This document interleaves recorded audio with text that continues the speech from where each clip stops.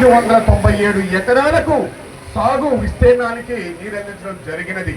అదేవిధంగా మరి రెండవ దశ విభాగంలో కూడా రిజర్వాయర్ పనులు శరవేగంగా మరి వాటి వ్యాధిగ్రస్తులకు కూడా ఇంటి వద్దనే మరి చూసినట్లయితే 9,420 మందికి 3 అదే 108 మరి 31 వాహనాల ద్వారా ఇప్పటి వరకు 41,400 అత్యవసర వైద్య సేవలు, 104 సేవలకు 52 వాహనాల ద్వారా నెలకు 1,00,000 నుండి 1,15,000 వరకు కూడా ఓపీలు చూస్తూ ఉన్నారు. గ్రామీణ ప్రాంతంలో వస్తూ ఉన్నారని మరి కష్టంలో ఉన్నటువంటి వారికి ఒక భరోసా ఆ సేవలు అందిస్తూ ఉన్నారు.